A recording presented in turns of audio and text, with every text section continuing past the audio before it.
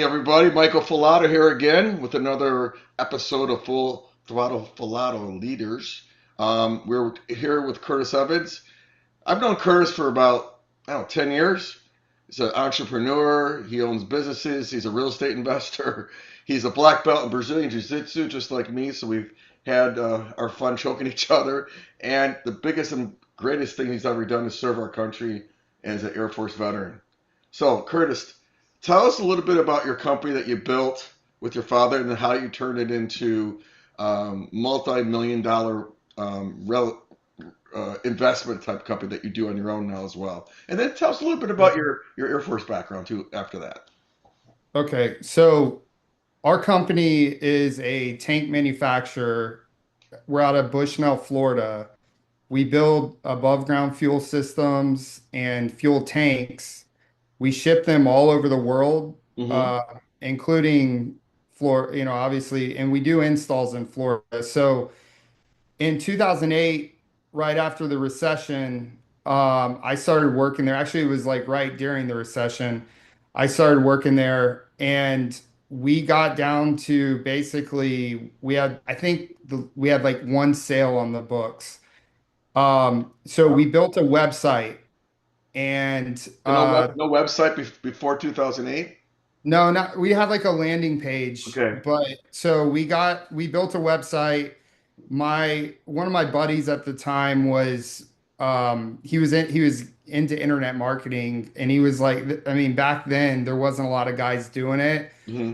So he really taught me a lot about building out an organic site and then building out an AdWords campaign, and we leveraged that, and we got to the point where we grew sales from 1.5 million to like 2010, we were doing around 3.5 million.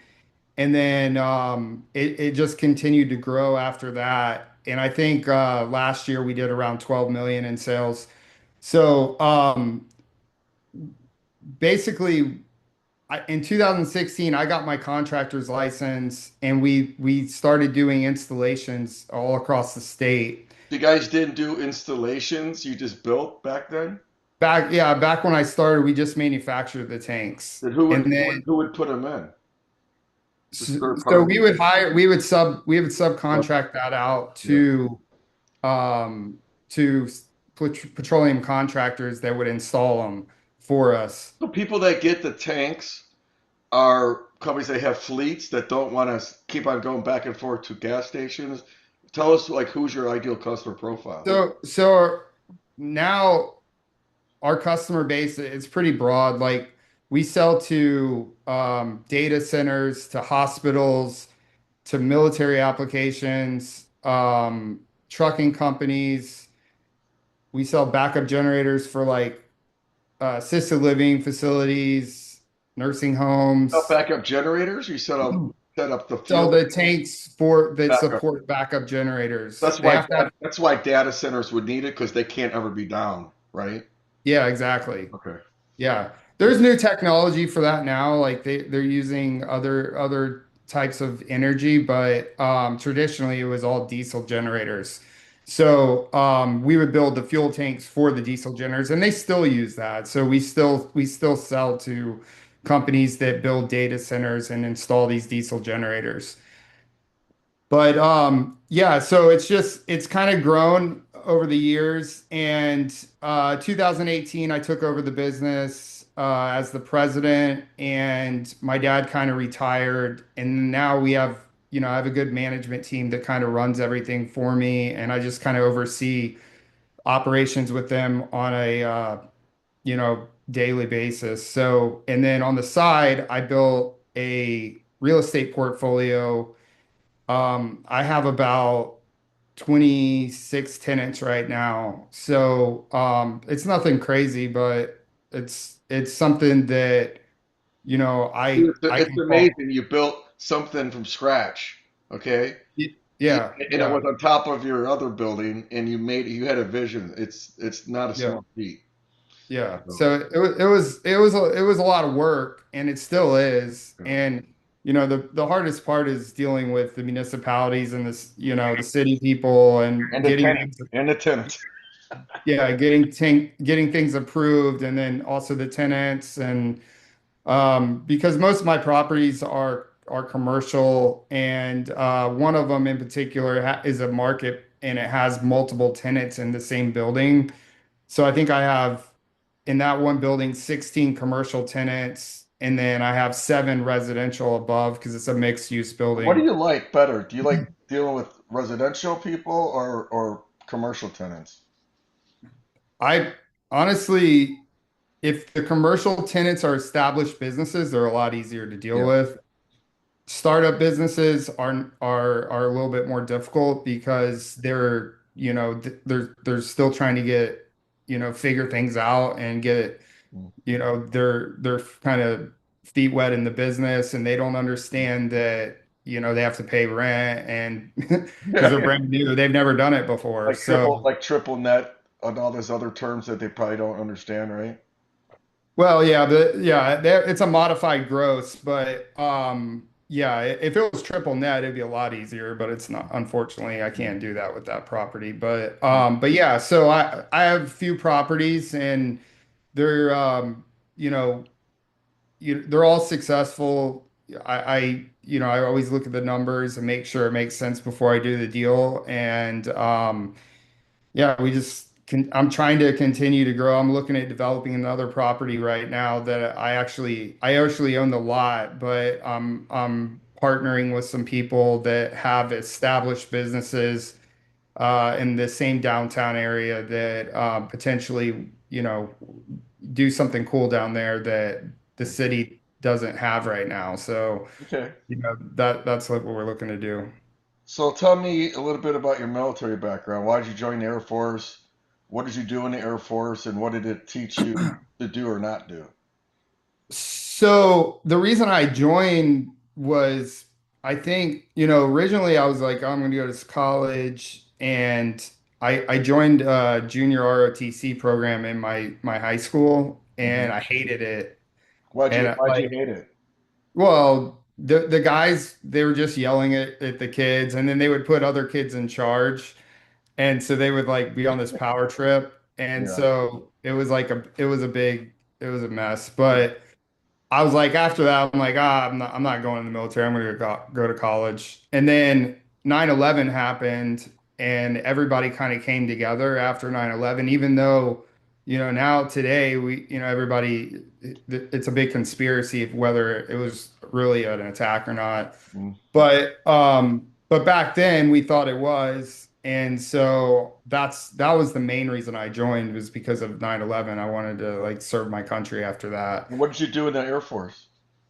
I I I I finally got in, and then I was gonna do like something with drones. That's what I wanted to do. And then they're like, "Oh, that's not available right now. I'd have to wait like a year." And so like, no, I don't want to wait. So I ended up picking heavy equipment and civil engineering. So I ended up joining civil engineering group, and then another group called Red Horse, which is their deployable unit for the Air Force. It's where basically they build bear bases, build roads. Do you They're build the the guys. the runways too? Yeah, we do like rapid runway repair. We would go out and fix the airfield if it gets mortared or bombed or whatever. Mm. And so I did that. I deployed twice with Red Horse, once to Iraq, once to Afghanistan in the early 2000s. And you hurt your back in the Yeah, Air I Force. did. I hurt my back doing concrete. We were trying to get the jobs done as quickly as possible so we could have time off. And so we were working as fast as we could because we were working basically 7 days a week over there. And we wanted, if we could get done early, we would have time off on Sunday. So we would try to get things done. And then I ended up blowing my back out trying to set these 36-inch steel forms. It was like they were like 250 pounds a piece, and I was like holding them myself, and while somebody else was setting them. Yeah, it was a bad idea.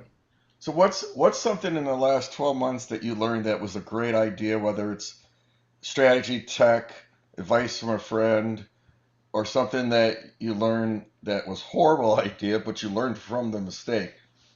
Yeah. Um, I mean, I think what a great idea. I think these podcasts, I think that's a great thing that you're doing. I think that's gonna really help, with both your business and then whoever comes onto your podcast, it can give them exposure as well. As far as a lesson learned, I'm always learning lessons in business. Just like jiu-jitsu, right?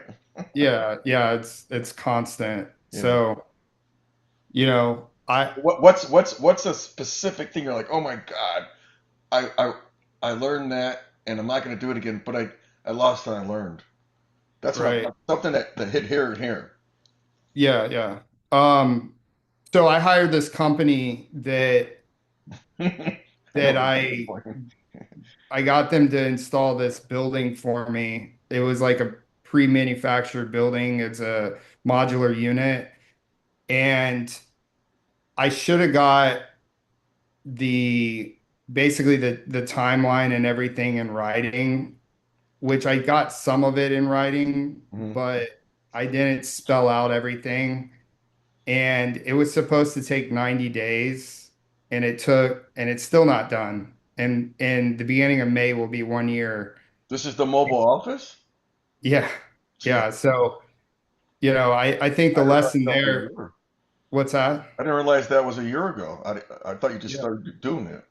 No, I know. Hmm. Well, yeah, I gave them the deposit a year ago.